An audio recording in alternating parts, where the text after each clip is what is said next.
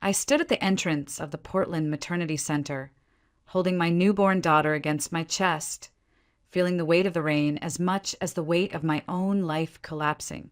My arms trembled, not from exhaustion after hours of labor, but from fear of what would happen now that Jason was gone. I had called him 3 times that morning, begging him to come, telling him it was finally time for us to go home. But each call went to voicemail. Each unanswered ring hollowed me out until my voice cracked into silence. Lila, just 3 days old, shifted slightly under the thin hospital blanket. Her tiny lips opened, searching for warmth, unaware of the chaos unraveling around us.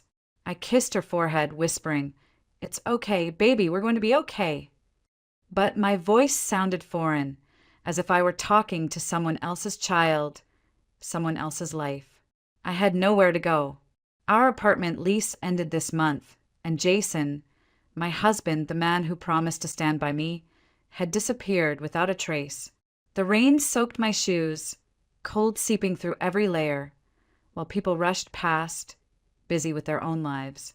I wanted to disappear among them, just another face under the gray Oregon sky. Instead, I stayed rooted on the steps, paralyzed. My whole body was screaming to move, but my heart was broken beyond motion. "Excuse me," the voice was deep, warm, unexpected. I looked up to see a man, older, maybe in his early 50s, wearing a charcoal suit despite the rain. His silver hair was damp, but his posture was strong, steady, like he belonged anywhere he stood. He held an umbrella and looked at me with genuine concern. "Are you all right? Do you need help?" For a moment, pride made me want to say no, to claim I could handle this alone. But then Lila whimpered, tiny fists clenching, and I felt my knees weaken. I whispered, "My ride, it never came." The man glanced around, then back at me. "Let me call one for you, or better yet, let me drive you. I promise I'm safe." He hesitated, as though aware of how this might sound to a woman clutching her baby. "Name's Daniel Whitaker. I'm local." He reached into his pocket and handed me a business card.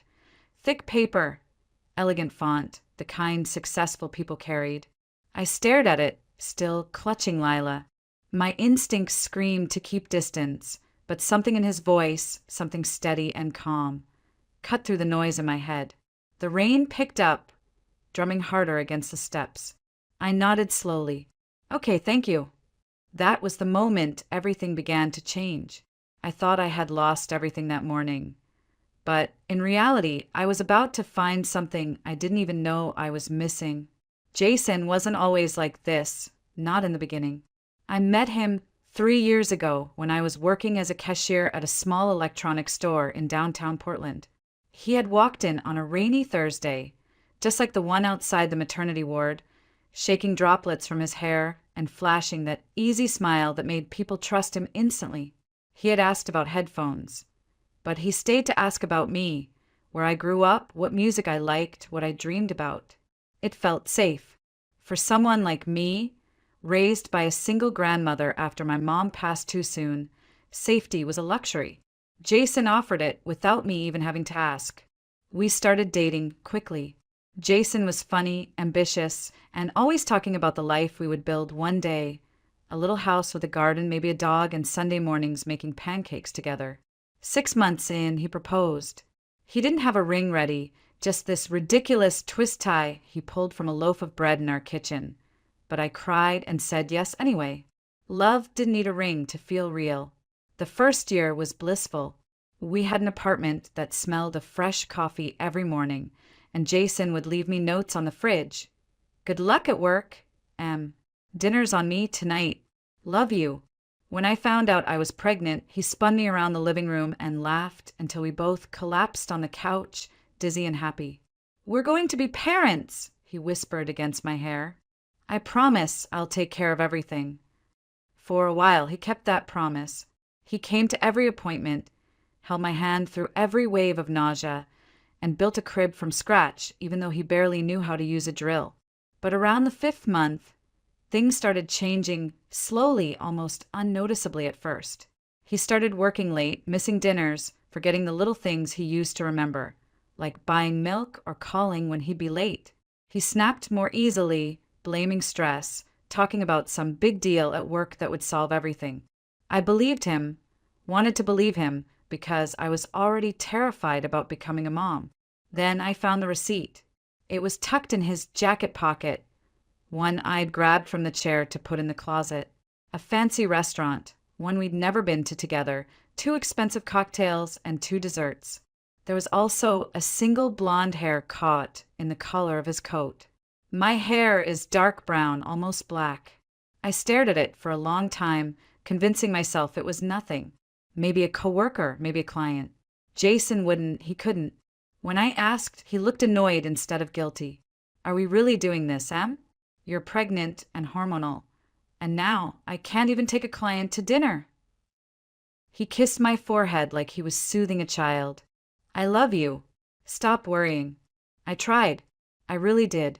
I'd baked more of his favorite meals. Told him I appreciated how hard he was working. Even when he came home, late smelling like perfume I'd known. He'd hold me sometimes at night, whispering half-asleep apologies for being distracted. And for a moment, I'd let myself believe things could go back to what they were. But deep down, I felt the shift. There was distance in his eyes, like he was living somewhere else entirely and I wasn't invited. One night, about 3 weeks before my due date, he came home late again, soaked from the rain. I had been pacing with swollen feet, terrified something was wrong.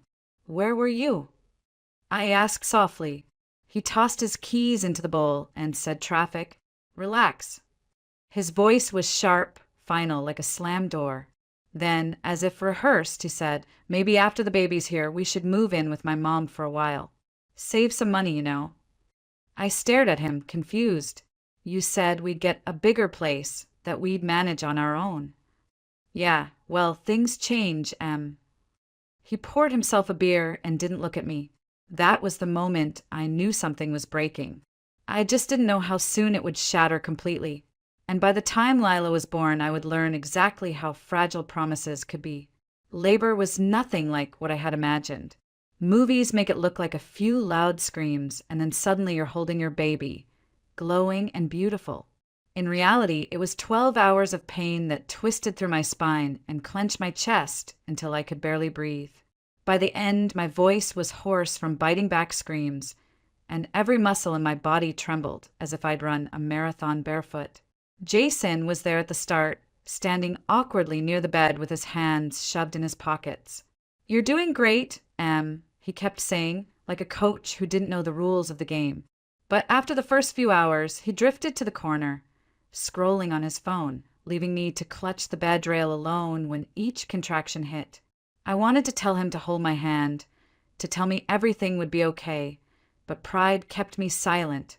Then came the final push. A cry ripped from me that didn't even sound human, and in that moment I thought I couldn't do it, that my body would fail me. But then there was another cry, smaller, higher, one that silenced the entire room. My daughter, our daughter, was here. When the nurse placed her on my chest, all the pain vanished like it had never been there. Her skin was warm and slick, her tiny fingers curling instinctively around mine. "Lila!" I whispered, naming her the way I'd practiced alone on quiet nights when Jason worked late. "Welcome to the world, baby girl." Jason stepped closer, his eyes softening for the first time in months. He touched Lila's little hand with one finger and whispered, "She's so small." For a brief second, I saw the man I married, the man who once spun me around our living room when we learned I was pregnant. He smiled at me, and for that moment, I believed maybe, just maybe, we could be a family again. The next 3 days at the hospital were a blur of feedings, diaper changes, and endless exhaustion. Jason came and went, blaming work calls and urgent errands. I tried to understand. Maybe he was overwhelmed. Maybe he needed space. I told myself once we were home, things would settle, and we'd figure it out together. I even caught myself daydreaming. Sunday mornings with Lila gurgling in a bassinet while Jason and I made pancakes, just like he'd always said. I thought about how maybe we'd laugh about all the arguments, about how hard pregnancy had been and how love would somehow stitch everything back together. But somewhere deep down, that quiet voice I'd ignored for months whispered a warning. He's already gone. Emily, he's been gone for a while. I brushed it aside, clutching my newborn close, focusing on the hope rather than the fear.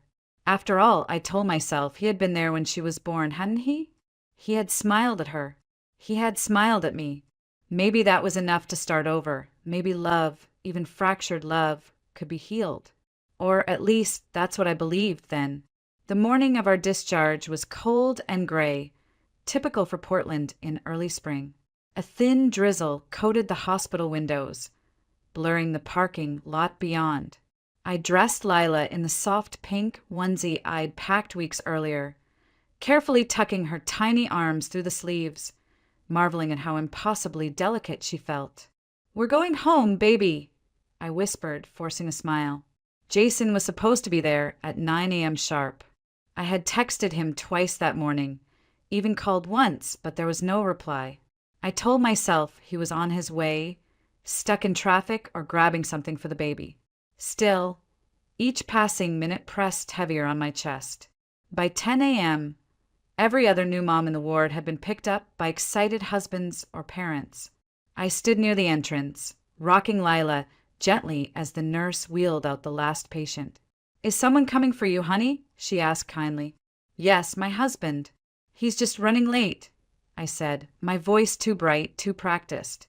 She smiled softly, the kind of smile you give someone when you're not sure they believe their own words, and returned to her station. At 10:30, I called again, straight to voicemail. My heart sank as dread coiled in my stomach.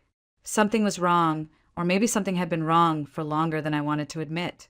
Finally, I asked the nurse if I could wait outside. The rain had picked up, tapping against the awning like impatient fingers. I stood under it, clutching Lila close, scanning every car that pulled in. None of them were Jason's. By 11, I couldn't ignore it any longer. I borrowed the hospital phone and called the company where Jason worked. A woman answered cheerfully, "Bright Tech Solutions, how can I help you?" "Hi, this is Emily Hartman. I'm trying to reach Jason Hartman. He works in sales." There was a pause, just long enough to make my stomach knot. "I'm sorry, ma'am. Jason Hartman no longer works here. He resigned about 3 weeks ago." The world tilted. 3 weeks? He'd been leaving for work every morning, suit and all, kissing my forehead, telling me he'd call if he was running late, and all that time he hadn't even had a job? My grip tightened on Lila, who stirred and whimpered at the tension in my arms. "Thank you," I managed, hanging up before the woman could say more. I stepped back outside, numb, the drizzle soaking through my jacket. I wanted to scream, to demand an explanation, but all I could do was stand there, silent and hollow. That was when a voice broke through the fog. "Are you all right?" I looked up and saw the man from before, Daniel Whitaker. He held an umbrella, the same concerned expression on his face. "You look pale. Do you need help?" I hesitated, pride clawing at me. "My ride never came," I admitted, my voice small. Daniel studied me for a moment, then glanced at Lila. "You just had a baby, didn't you?" He didn't wait for me to answer. "You shouldn't be standing out here in the cold. Let me give you a ride." Instinct screamed at me not to accept rides from strangers. But Daniel didn't feel like a stranger. Not exactly. There was something steady, almost familiar, about him. He pulled out a business card and handed it to me. "Daniel Whitaker. I own a chain of restaurants here in Oregon. Call any of those numbers if you want to confirm who I am." I stared at the card, then at Lila, who was starting to cry softly against my chest. The rain was heavier now, soaking through the blanket around her. I swallowed my pride and nodded. "Okay, thank you." He smiled gently, taking the diaper bag from my shoulder without asking, careful not to crowd me. "My car's right there. I'll keep the heater on high." As we walked to his car, I thought about Jason, about every lie he must have told over the last 3 weeks. A chill ran through me, colder than the rain. I had left the hospital thinking I had a husband waiting for me. Instead, I had nothing, or at least that's what I thought. Because that day, a stranger with silver hair and kind eyes stepped into the emptiness Jason left behind, and nothing in my life would ever be the same. The drive out of Portland felt surreal, like I was watching someone else's life through a fogged-up window. Lila slept in her car seat, her tiny chest rising and falling in a rhythm that made my heart ache with both love and fear. I sat rigid, clutching the strap of my diaper bag, trying to ignore the gnawing voice inside my head. What am I doing? Getting into a car with a stranger? But Daniel didn't feel like a stranger. He didn't fill the silence with awkward chatter or invasive questions. Instead, he just drove, the windshield wipers beating a steady rhythm while the heater hummed warm air into the cabin. After a while, he glanced at me and said quietly, "You look like you haven't slept in days." I laughed under my breath, a sound brittle enough to break. "I haven't, but that's normal, right?" He nodded, eyes still on the road. "Normal, yes. Easy, no. When my son was born, I didn't sleep for a week straight." He smiled faintly, almost wistfully, then let the silence settle again. We left the city behind and wound through open country, vineyards stretching across the rolling hills of Willamette Valley. It was beautiful, the kind of beautiful you only notice when life slows down long enough to let you breathe. I hadn't breathed in months. When the car turned onto a private gravel driveway flanked by tall oak trees, I blinked in confusion. "This is where you live?" I asked. Daniel nodded. "For 25 years now. Built it with my own hands, back when I thought I'd spend my life raising a big family here." There was no bitterness in his voice, just quiet fact. The house that came into view was like something out of a magazine. 2 stories, brick with wide porches, surrounded by gardens still sleeping through early spring. A golden retriever bounded toward the car, tail wagging wildly, and Daniel smiled. "That's Max. He's harmless, just loud." I unbuckled Lila, clutching her to my chest as the dog sniffed curiously at my feet. "You don't have to do this," I said softly. "I can find a motel or something. I don't want to impose." Daniel shook his head. "Emily, you just had a baby. You don't need a motel. You need a warm bed and someone to help watch out for you while you get on your feet." He gestured toward the porch. "Come inside. Meet the rest of the family before you decide."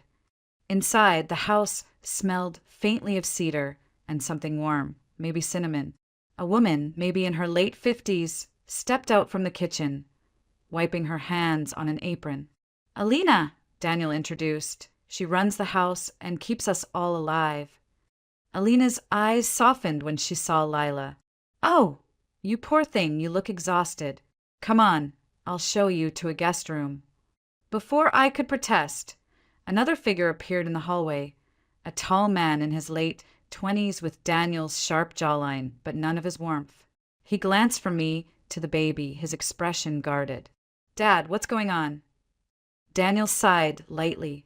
"Ethan, this is Emily Hartman. She's going to stay here for a little while." Ethan's eyes narrowed slightly. "Stay here? With a newborn?" Daniel's voice took on a tone I hadn't heard yet. Firm, not unkind, but final. "It's temporary. Emily just needs a safe place. That's all." Ethan didn't argue further, just muttered, "Right. Temporary," before walking out onto the porch. I felt my cheeks burn, wishing I could disappear. "I shouldn't be here." Daniel turned to me, steady and calm. "You should. Don't worry about Ethan. He's protective of the house, but he'll come around. Give him time." Alina guided me upstairs to a cozy guest room with a quilted bedspread and a crib already waiting in the corner. I froze, staring at it. You had a crib?" Alina smiled. "This house has seen babies before. We keep it around for guests." I placed Lila in the crib and stood there, tears stinging my eyes because for the first time since leaving the hospital I felt safe enough to cry. Daniel stood quietly in the doorway, not intruding, just there. "Thank you," I whispered, not looking at him. He nodded once. Get some rest. We'll talk later. You're safe here, Emily. I promise. And for reasons I couldn't explain, I believed him. The next morning, sunlight streamed through the wide windows of the guest room, catching the edges of the old quilt and warming Lila's tiny face where she slept in the crib. For the first time in weeks, maybe months, I woke up feeling rested. Not whole, but not broken either. Alina appeared at the door with a gentle knock. "Breakfast is ready, dear. You should eat while it's hot." Downstairs, the smell of freshly baked bread and coffee filled the air. Daniel sat at the end of a long wooden table, reading something on a tablet. He looked up when I entered, offering a warm smile. "Morning. How's our newest little guest?" "She slept better than I expected," I admitted, pulling out a chair. "Honestly, so did I." "That's good. You need it," Daniel said simply, before gesturing toward the food. "Eat as much as you want." Alina made too much, as usual. Halfway through breakfast, another figure appeared. Ethan, Daniel's son. He gave me a polite nod, but said nothing as he poured himself coffee. The awkwardness clung to the air like humidity before a storm. I cleared my throat, wanting to fill the silence. "Thank you for letting me stay here. I promise it's only temporary. I'll start looking for an apartment this week and—" Daniel shook his head, his voice gentle but firm. "Emily, you just gave birth 3 days ago. Take your time.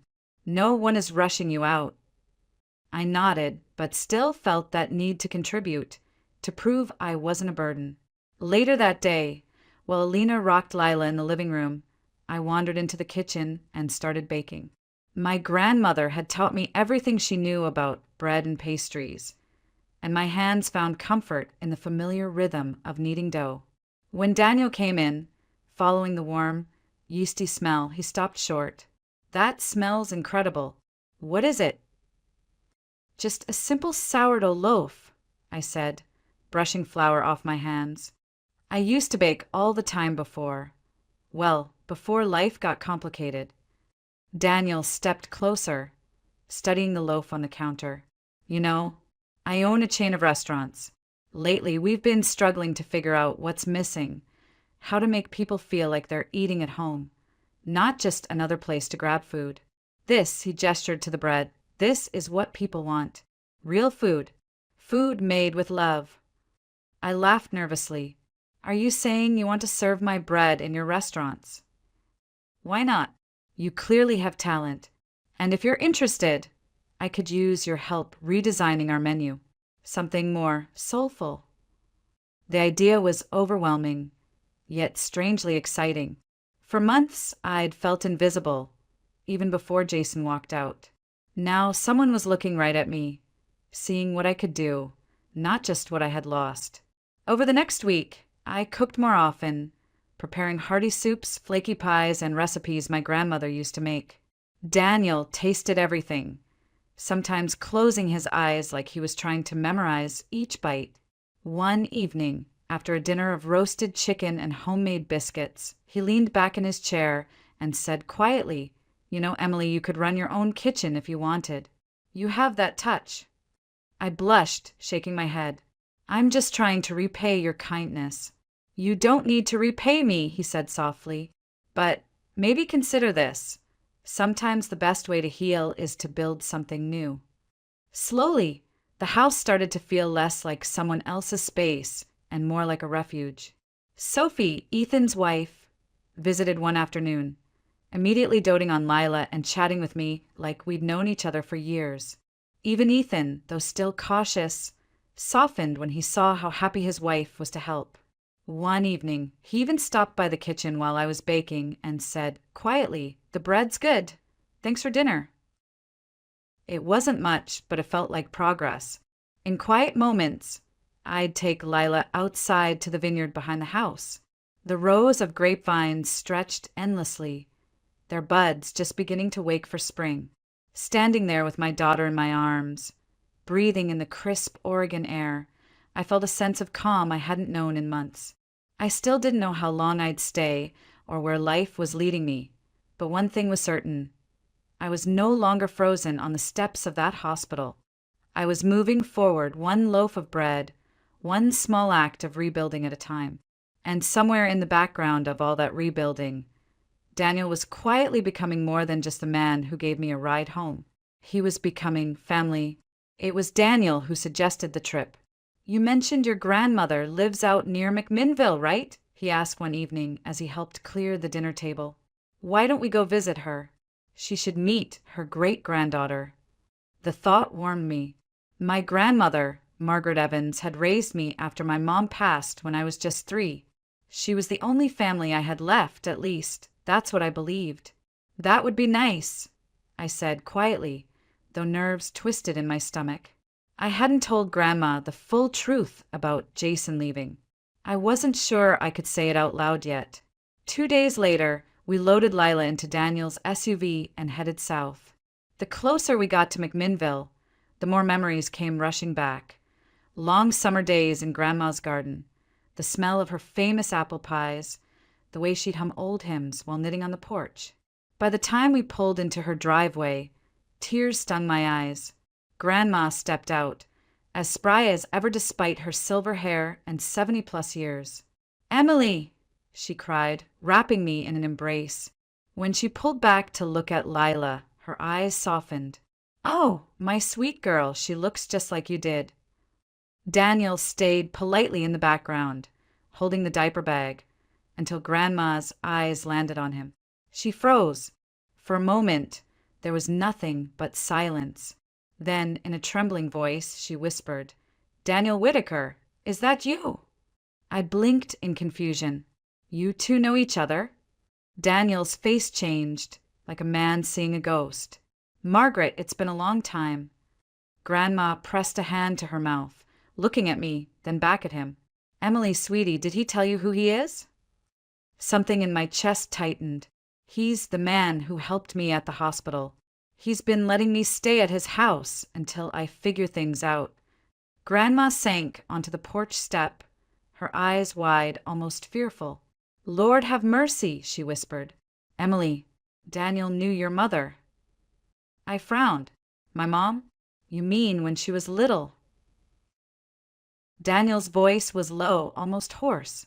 "No, not when she was little. When she was grown. Your mother and I, we were close for a while. Before I left for Portland to start my business." He paused, meeting Grandma's gaze. "Margaret, did she ever tell you?" Grandma's eyes filled with tears. "She told me after you left, after she realized she was expecting." My breath caught. "Expecting? Are you saying—" Daniel stepped closer, his expression torn between hope and regret. "Emily, your mother, and I were together. I didn't know she was pregnant when I left. I never got a call, never a letter. I didn't know you existed until I saw you at that hospital, and something about you felt so familiar." The world tilted the same way it had when I learned Jason had left me. Only this time, the ground wasn't falling away. It was splitting open, showing me something I didn't know how to process. "You're saying—" I swallowed hard. "You're saying you're my father?" Daniel nodded slowly, pain flickering across his face. "Yes, and if I'd known, I never would have left. Emily, I am so sorry." I stumbled back, clutching Lila tighter. No, this can't be real. My father died before I was born. That's what Mom always said." Grandma's voice was soft but steady. "Honey, we told you that because your mother wanted to protect you. Daniel had a fiancé in Portland when he left. Your mom didn't want to ruin his life. She thought it was better if you never knew." The words hit like cold water, each one a betrayal wrapped in good intentions. My entire life had been built on a story that wasn't true. "I need some air," I whispered, turning away and walking down the gravel path, ignoring Daniel calling after me. My feet carried me blindly until I reached a small wooden footbridge over the creek where I used to play as a child. I stood there, holding Lila close, shaking so hard I thought I'd drop her. Daniel appeared moments later, rain misting his hair. "Emily, please." "I didn't know. If I had known, I would have been there. I would have raised you." I spun on him, tears streaming down my face. And what? You think this makes everything okay now? That you can just swoop in after all these years and play hero because I look like someone you loved once? His face crumpled. No, I don't expect forgiveness. I just want a chance to know you, to be there for you and for your daughter, to make up for time I didn't even know I'd lost. I stared at him, my chest rising and falling too fast, heart pounding in my ears. I don't know if I can do this, I whispered. I don't know if I can believe any of this. But even as I said it, I couldn't ignore the part of me that wanted to believe, wanted family, wanted roots, wanted something solid after everything Jason had taken away. For the first time in my life, I wasn't sure who I was anymore or who I could be, now that the truth had changed everything. I didn't sleep that night, even after we returned from Grandma's house, after Daniel had offered to give me space, after Alina had quietly taken Lila so I could rest. I just lay there staring at the ceiling, replaying every word from earlier. My father, he's my father. For years, I had accepted being alone. My mom had died so young, my grandmother had done her best, and Jason had been the closest thing I had to family, until he abandoned me too. Now I had a man telling me he was my father, a man who didn't even know I existed, and who had stepped in to help me when I had nothing. By morning, exhaustion had settled deep in my bones. Daniel was already in the kitchen, quietly drinking coffee when I came down holding Lila. He looked up, hesitant, like he wasn't sure if I'd turn around and leave. "Can we talk?" he asked softly. I nodded and sat across from him, clutching Lila like a shield. "Emily," he began, his hands clasped tightly on the table. "I can't undo the past. I didn't know about you, and if I had, I would have been there. But I'm here now, and I want to be part of your life. No expectations, no conditions.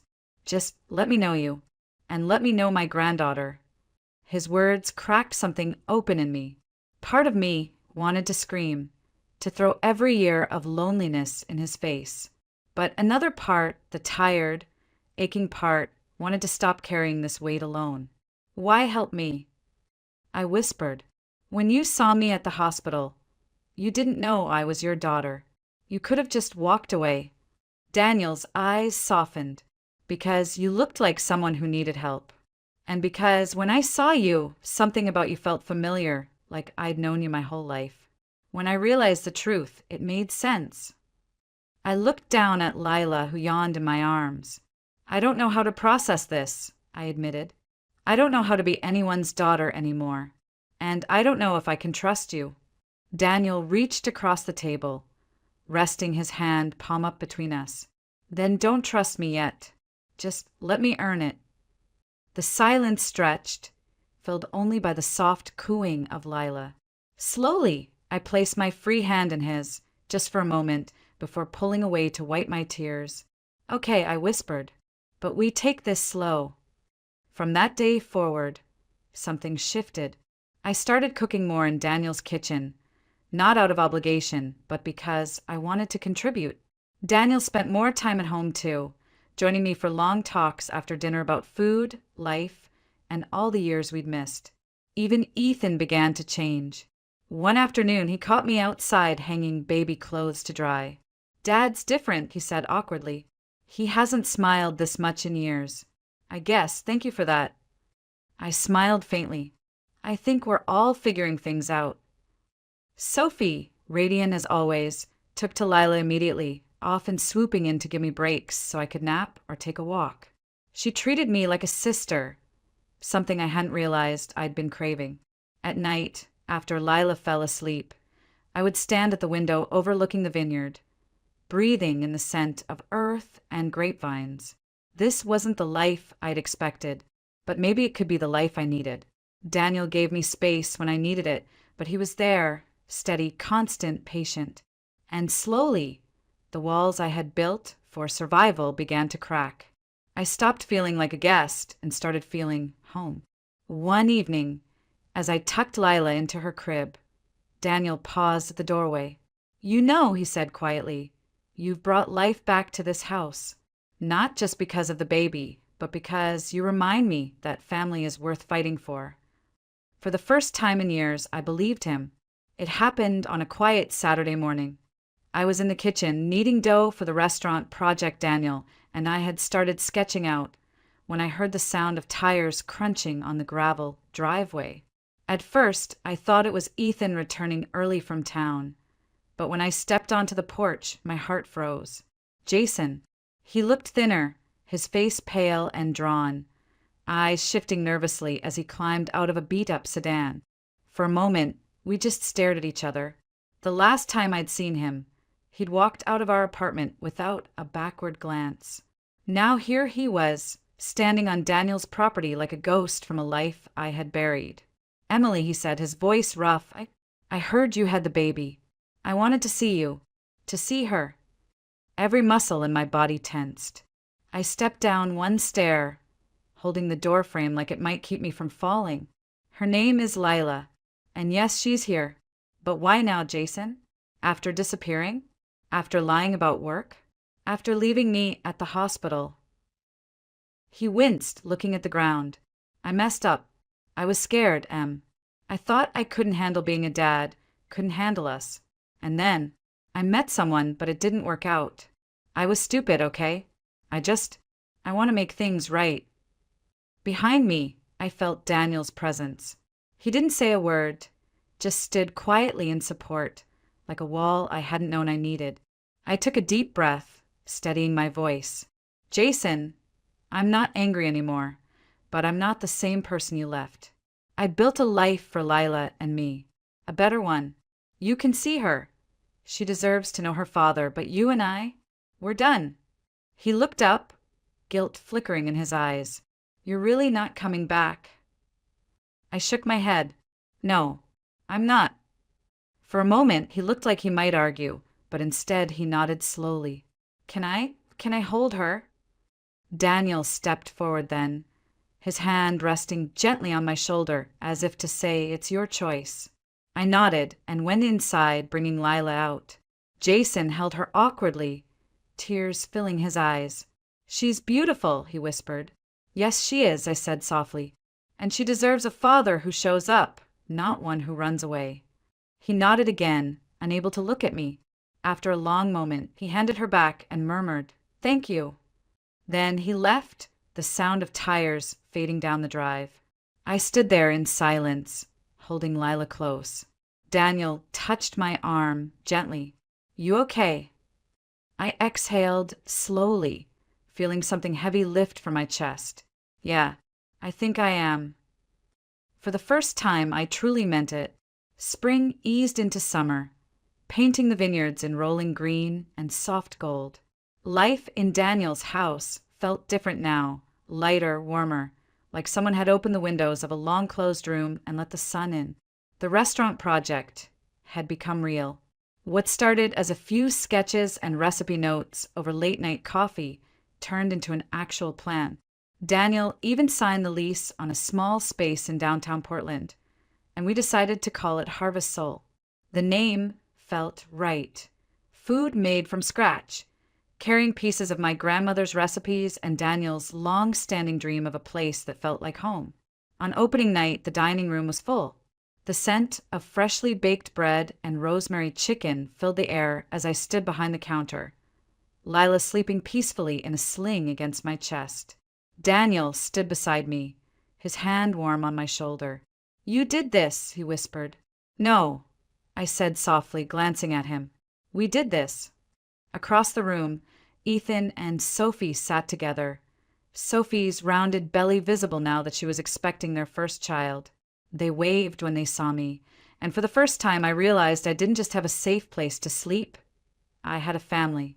A few days later, we held Lila's christening in a small white church on the edge of town.